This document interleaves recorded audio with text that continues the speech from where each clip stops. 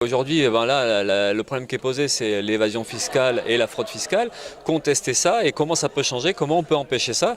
Donc voilà, il y a eu des discussions sur des solutions techniques, hein, notamment contrôler les riches un peu plus, même sanctionner les riches qui trichent, enfin les riches ou les grosses entreprises. Et après, le problème qui a été posé aussi, c'est dans quelle mesure il peut y avoir une véritable transparence dans tout ça, dans quelle mesure on peut savoir ce qui se passe entre les banques et les paradis fiscaux. Donc un des problèmes qui est posé, c'est celui du système bancaire, qu'est-ce qu'on en fait? Et nous, au NPA, on fait partie de ceux qui pensent qu'il faut socialiser le système bancaire. Il faut en faire un service public.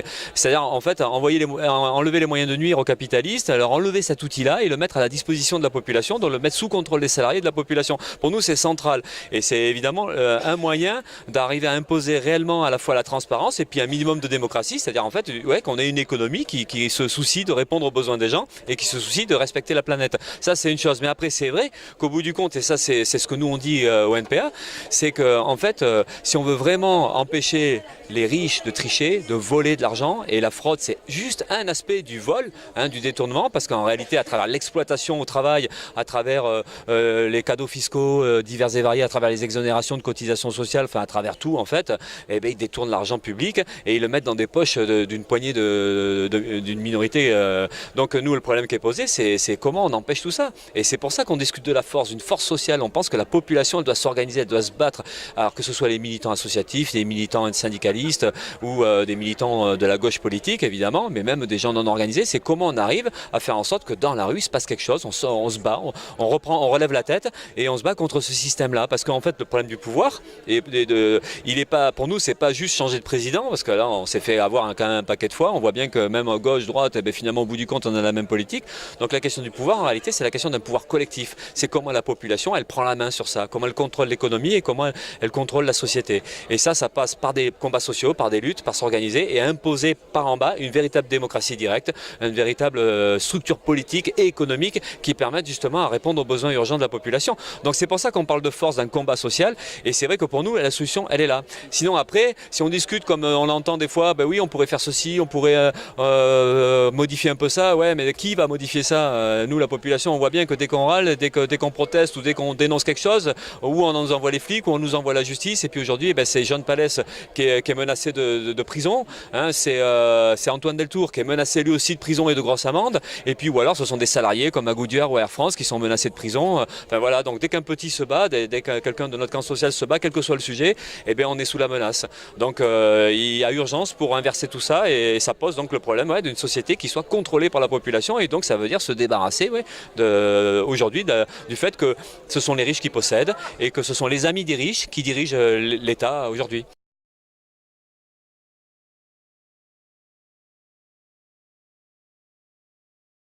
Non, non, c'est hypocrisie, mais comme on entendait il y a quelques années Sarkozy qui disait ouais les paradis fiscaux, bientôt ça va être éradiqué.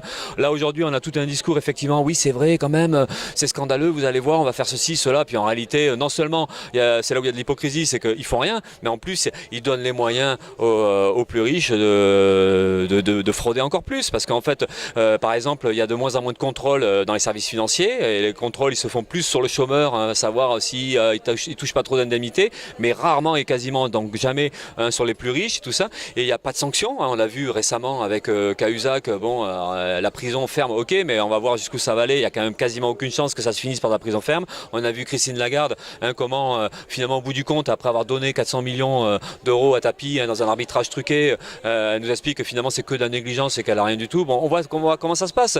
Donc c'est pour ça que tout le problème qui est posé, c'est qu'à un moment donné, il va falloir qu'on s'occupe de ça directement et qu'on prenne nos affaires en main. Alors c'est compliqué à défendre parce qu'on se dit mais comment nous petits d'en bas on peut y arriver? Ben ouais, ben notre force ce sont des millions de gens, des dizaines de millions de gens. Donc c'est convaincre qu'on peut faire des choses ensemble, mais que de toute façon on a intérêt à le faire parce que sinon on se fait écraser. Il y a une machine à broyer, voilà, il y a une répression dingue aujourd'hui de plus en plus. Et donc voilà, voilà, c'est un peu cette idée qu'il faut absolument inverser le cours des choses.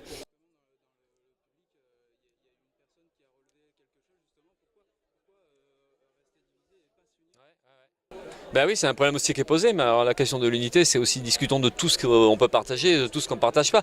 Là, la question de l'unité qui est posée avec les 6-8 candidats qui étaient là, c'est aussi discuter qu'il y en a parmi eux qui sont ministres il n'y a pas si longtemps que ça.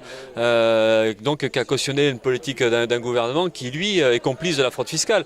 Donc, il y a un moment donné, on va bien discuter de l'unité, mais avec qui et comment donc mettons ça en place, enfin, mettons tout à plat. Et donc, nous, on pense que l'unité, si c'est pour cacher des véritables divergences, c'est trompeur et on va à nouveau encore une fois se faire avoir. Parce que c'est pas au moment où le PS est en train de se casser la gueule qu'il faudrait absolument trouver une issue de secours et regrouper les miettes. C'est pas comme ça qu'on va faire. Nous on pense qu'il faut tirer les leçons d'un PS qui a trompé, qui a menti. Il faut tirer les leçons de tous ceux qui ont soutenu le PS, de tous ceux qui ont expliqué qu'il fallait être avec lui, parce qu'il fallait être contre la droite. Et aujourd'hui on voit où on en est. Donc l'urgence c'est que la population prenne ses affaires en main, s'organise par en bas et rompt avec tout ça. Nous, on pense que la solution n'est pas institutionnelle. Nous, on pense que la solution, ça passera véritablement par des révoltes populaires.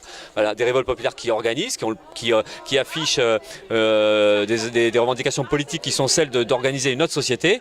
C'est un vrai combat. Mais bon, voilà, sinon, on croit qu'il y a des raccourcis et puis il n'y en a pas en réalité. Donc voilà, pour nous, c'est pour ça que l'unité, évidemment qu'on a ce sentiment-là, qu'on se sent faible, qu'on se sent éparpillé, que le problème est posé, mais on ne peut pas le poser de manière superficielle, on a intérêt à le poser sérieusement, c'est-à-dire que oui, alors sur quoi on s'entend, et est-ce que la perspective c'est vraiment changer les choses, alors comment on peut changer les choses, est-ce qu'on peut changer les choses en changeant de président à cette élection-là, ou ça suppose un rapport de force différent, et donc une population qui se mobilise. Nous on pense que ce qui est déterminant c'est la mobilisation par en bas, et d'ailleurs aujourd'hui, ce qui compte, c'est la manifestation, le rassemblement qui est en soutien à John Palès, ça compte plus que des paroles, voilà.